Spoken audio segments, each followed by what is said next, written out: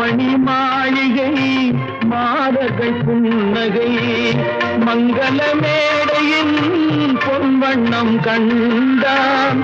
மாமணி மாளிகை மாதர்கள் புன்னகை மங்கள மேடையின் பொன்வண்ணம் கண்டான். மாவிலை தோரணம் ஆடிடக் கண்டான்.